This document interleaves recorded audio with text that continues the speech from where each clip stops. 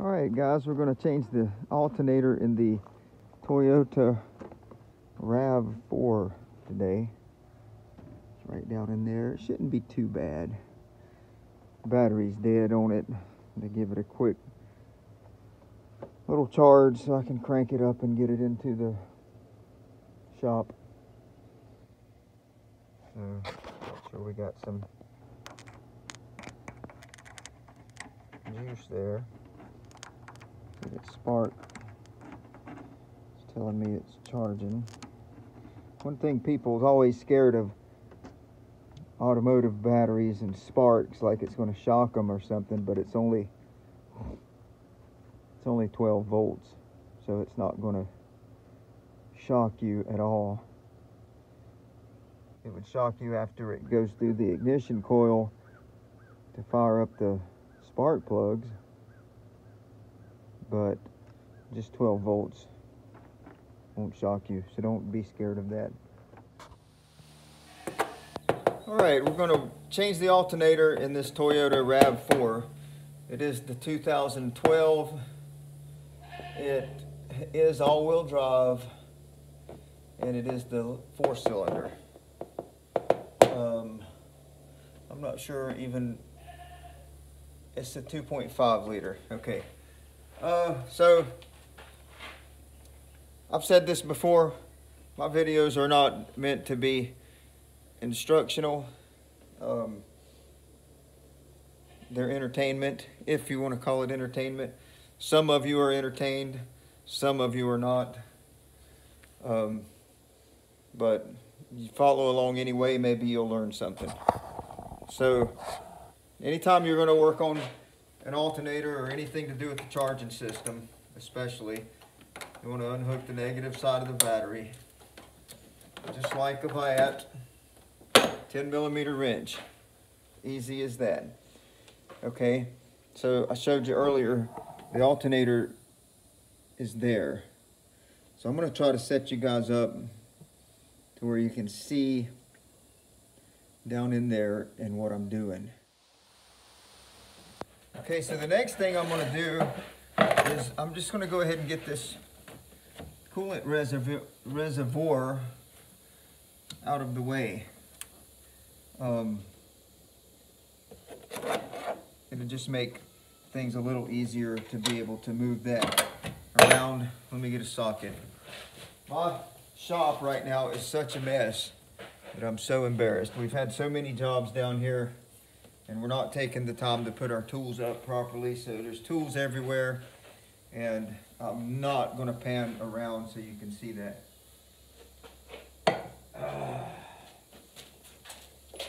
So we need an extension, and we need a ratchet, and we need 10mm. 10mm socket. Oops.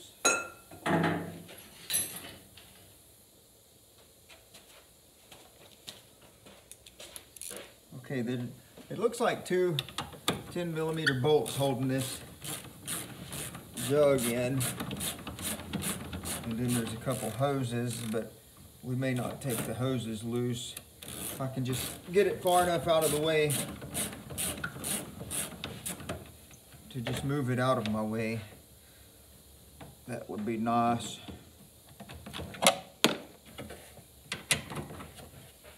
Shouldn't be that bad of a job.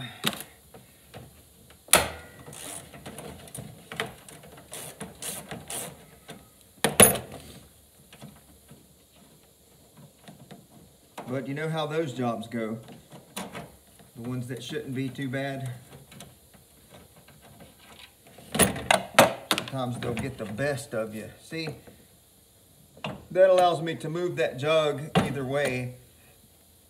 And the first thing that's going to allow is for me to get to the belt. Now you see the belt, I have to get a special tensioner tool to take the tension off of that belt. So that's step number 3. And y'all know I'm gonna lose track of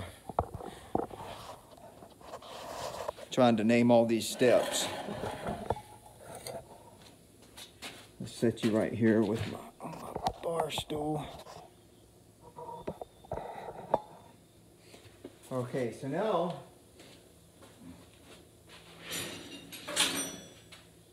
we have this tool. It's made with a detachable little socket head or adapter that fits onto the tensioner.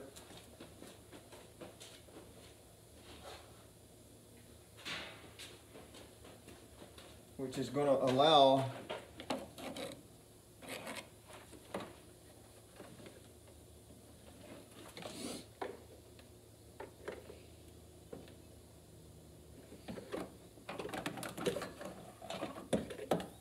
us to release the tension on that belt. But let's see, that requires kind of a different, that might not work. May have to have a socket for that.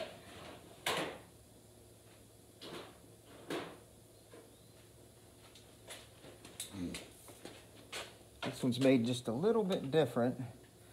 Yeah, so there's 14. Okay, I'll try to show you. There's the belt, there's the tensioner. You take a 14 millimeter socket, you go down there and you get on that tensioner. I'm not sure which way it's going to turn, but I can assume here. Light is always hard to get placed properly. Okay, so now we're on there. You see how that works? You push the tensioner back and that belt loosens up. Yeah, just like that. So hardest thing in the world is trying to video this and do the work. Okay, so there's the tension off of the belt. So now I have to reach down in here and slide the belt off of the alternator. Just like that. Okay, and we'll just leave the belt right there and the tensioner tool right there, because it don't look like it's in the way of removing the alternator. Okay. So now we'll take our jug and swing it back over here out of the way, and I'm going to get this dipstick out of our way because the handle's in the way. But now we have the power or the battery cable, the 12 volt source that goes to the alternator. We have to get it loose, and it's got a little tab on it that we got to snap off. See that tab there? It just snaps off. And now we can get to this bolt here, or this nut here. It holds the cable on. This video is going to be shaky. Alright, so we just get a wrench on there, 10 millimeter, and loosen that thing.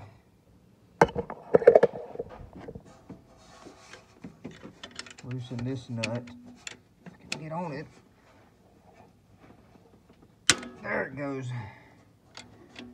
Tight little sucker.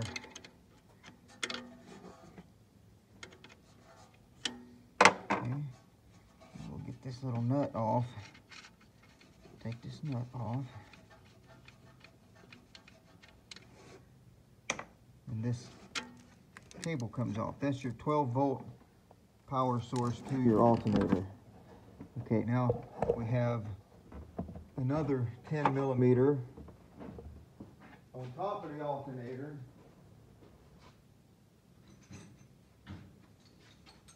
Which is just holding the wiring harness is all it's doing, the wiring harness bracket, but we'll have to take that loose nonetheless. Just to get it out of the way. And that will just bolt right up to our new alternator that's going on. Okay, so I'm going to swing this back around here again, because there is a bracket that holds this harness that I'm thinking actually we could take, I think, and no, you know what? I'm going to take this whole, okay, now things are starting to get aggravating. All right, we're going to take and move this bracket that holds this harness to the cylinder head just to get it out of our way and make a clear path for the alternator to, the old alternator to come out of there and the new alternator to slide back in. It's always frustrating when you've got all kind of wires and stuff all in your way and brackets, and okay, I think that's going to allow us room to get the alternator out of there.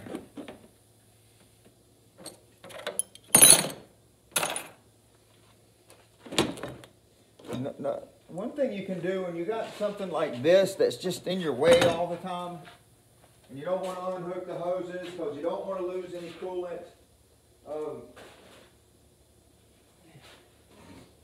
you can just take a bungee or an old string or something and tie it out of the way. Bungees are better if you got one laying around, but like I told you, my shop's a mess and it'd probably take me 3.5 hours to find a bungee cord, so we'll just use a string and we'll tie this puppy out of our way.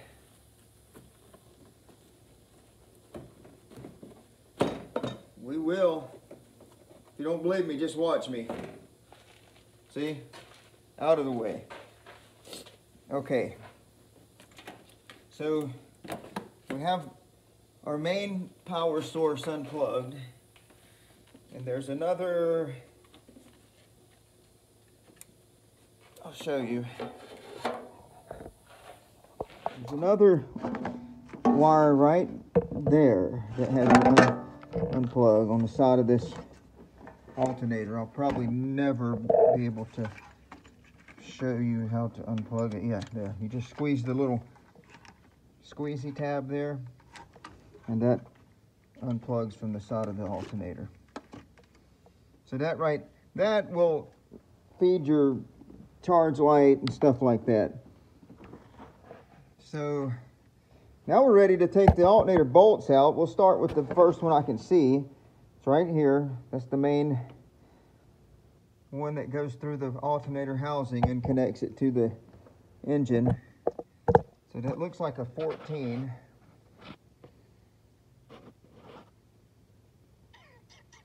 So I have to get, I got a 14 on that there, but I didn't want to take it loose. I guess I could.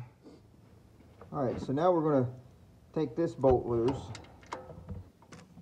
Try to get on with this 14 ratchet here, or 14 millimeter socket with the drop ratchet. Break that loose. We can get that broken loose. Need a little extension.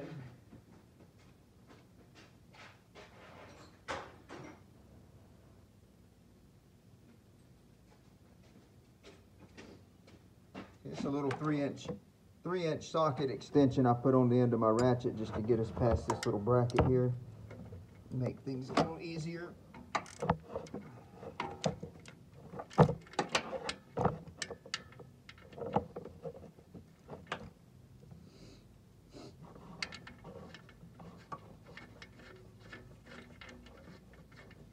Good old Toyotas. They are good cars, they last. An alternator going bad is not the end of the world. I mean, it's not the end of the vehicle. It's just something that will go bad over time with any car, any vehicle. I don't care if it's a Mercedes-Benz or whatever they consider to be the best vehicle.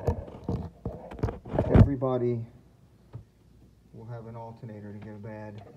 I'm trying to talk and show you the next bolt. You're just not going to see the next bolt. It's down low, so I'll just go ahead and get it loose and give you guys a break.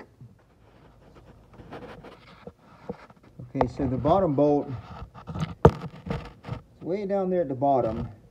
There's a couple down there. It's hard to decide which one it was, but what I did and what you can do is just grab your new alternator. There's the new alternator, and just look at it to tell where the other bolt is in its positioning. So here was the main that we just took out, and this is the one I'm taking out now. That actually, the way that is designed, it sits behind another bracket that holds another accessory. I think the air conditioning compressor below this, so that housing of this alternator hides behind there and you can't see it. So you have to work blind, I guess. But I'll be the next several minutes ratcheting this bolt out. All right, so now it is time to pull this old alternator out of here.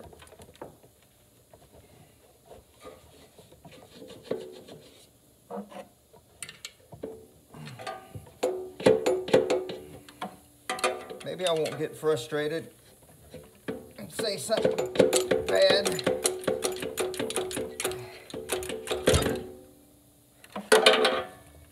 All right, it is loosed.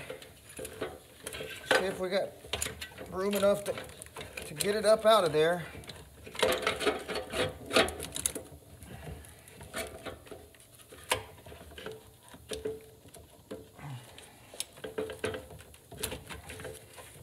We'll unplug that so we don't break that. Okay, and there she is.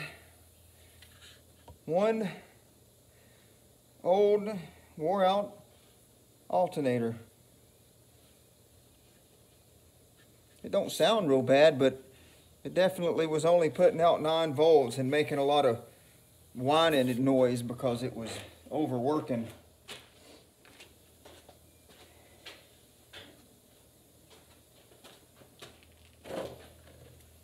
Okay, so here's the new alternator.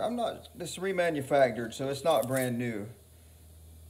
So I'll have to save the old alternator because they'll probably have to turn it in for a core.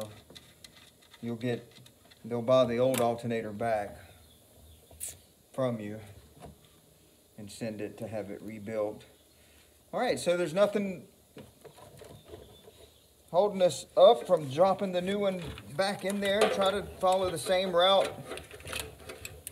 as you did pulling it out.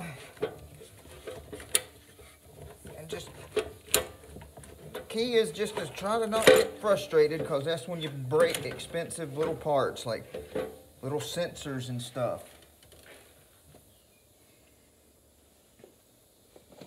Okay. So it's in there. Now you just repeat, or yeah, in reverse the steps that I just walked you through. And again, this video is not meant to be instructional.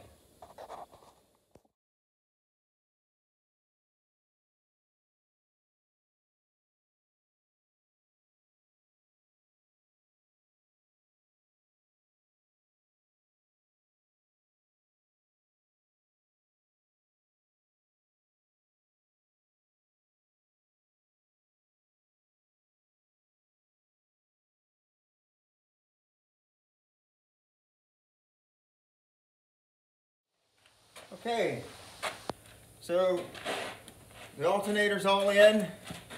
Show you guys. Brand new alternator installed. Now we're gonna hook this negative battery cable back up and start the engine and put our voltmeter. Hook our voltmeter up and see what kind of charge that alternator's putting out. Hopefully it'll be charging properly. Hopefully the battery will still be charged enough to start the engine.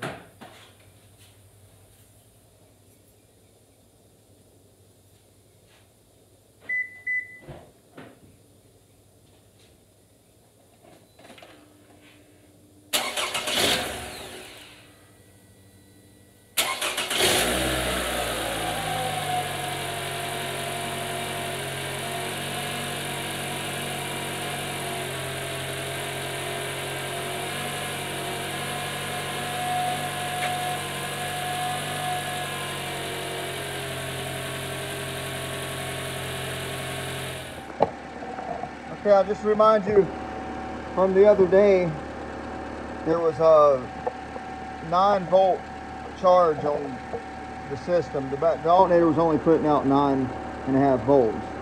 So now with the voltmeter hooked, we're putting almost 14.5 volts.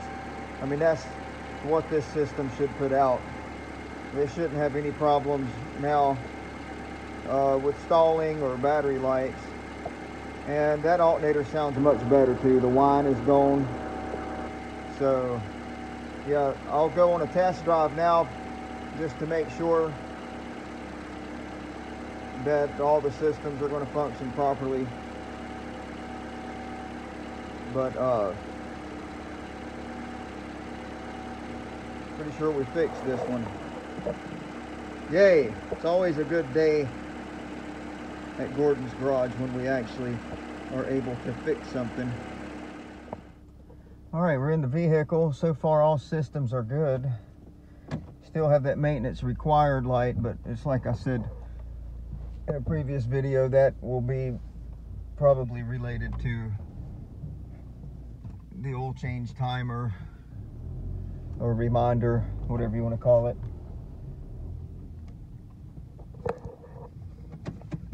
Anytime you do a repair, you want to test drive it. Anytime you, especially a charging system repair, the best thing for that battery is to drive the car for 10 minutes or so and let the alternator recharge the battery. Get a good deep charge on it. So far so good. Oh, I better put my seatbelt on.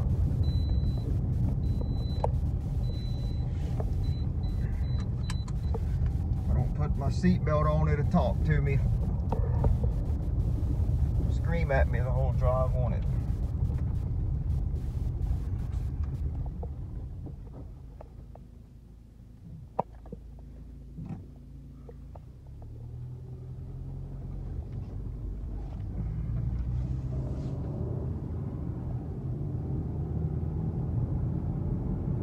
Toyota. Oh, what a feeling. I think I'll drive down here and on my test drive and see what my brother-in-law is doing.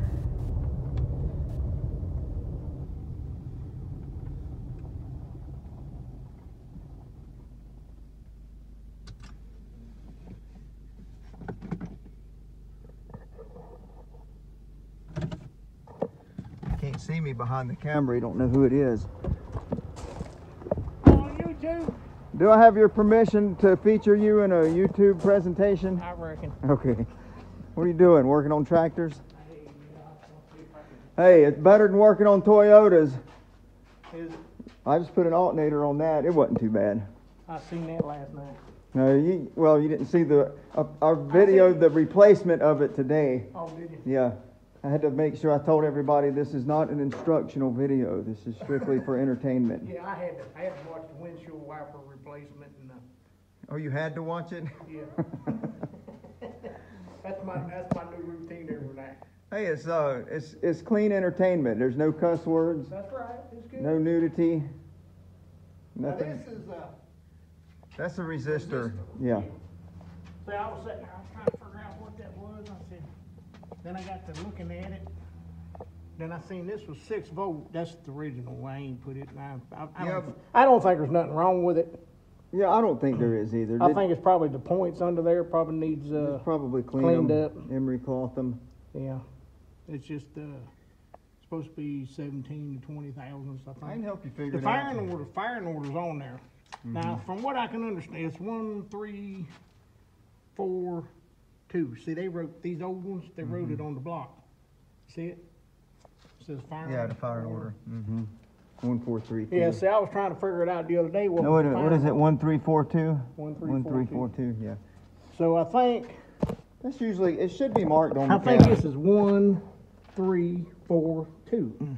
I think that's. It ain't even- marked. It ain't marked on the cap. Even I if you're off, it ought to pop or something, you know. Yeah. Do some kind of pop. Well, I think I know it wasn't getting no fire, so I'm thinking that this here, being we put 12, I put 12 volts to it. It may have fried the condenser. I hope not, but it may have fried the condenser in there. It might have been too much voltage for it, but they sell them up there at Tractor Supply. Yeah, it may be. I doubt it, but maybe. So. I ain't never really messed with points, you know. I mean, but Yeah, I mean, there's nothing I to know 'em. how to do it, but Right. There's nothing to it. So this tractor's been swapped from 6 volt to 12 volt. Is what you're trying to tell me? I guess. I mean, This probably has. It looks like the alternator is a GM alternator, Delco Remy that they put on there. Why would you need a resistor? Because it breaks down the distributor signal, I guess. I guess it breaks that coil. If you're, It's a 6 volt. yeah, coil. it would go. It The would coil broke it down. All right, Yeah. so this is taking 12 volts, and the coil broke it down to 6 volts, so that the points in the condenser could handle. Has that resistor got any writing on it? Like 12 to 6 or something I like didn't see that? anything on. I looked at it the other day. I think that's for sure what it is. It breaks it from Yeah, it 12 to 6. It just cuts when down it goes into cuts the amperage down when it goes into Yeah. or the voltage. voltage down when it goes into it. It goes from the battery to the Yeah. See this to the guy- coil. Well, the only thing was here. I mean, it was all here. But Fred walked over and handed me the plugs and said, "See if you can get it running." Yeah. And I said, Well, well, I can probably. I mean, you know, it ain't. It's just the engine. You know, we can. If it got compression and it got fire and gas, it should run. You know. as long as it's all timed right, Yep. and as long as your mixture's right. Yeah, see, you had this here. That's another thing is mixture, mixture, fuel mixture. fuel and air mixture. If the car. You can have all the fuel and fire you want, but if Yeah. you don't have any air, it won't fire. Right. Everybody always Well, says fuel and fire. It would have fired with starting fluid. It would have popped or something. Everybody never- always it never says, popped. yeah, but everybody always says if it's got fuel and fire, it'll start. Well, you left out one important component: oxygen. Oxygen and.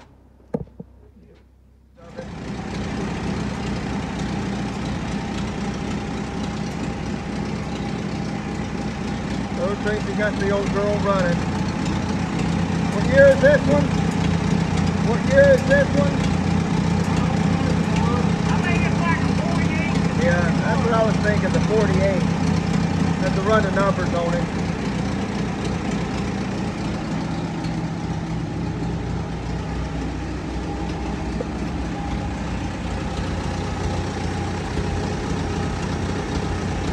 It's always a good day when we get something running. Yeah.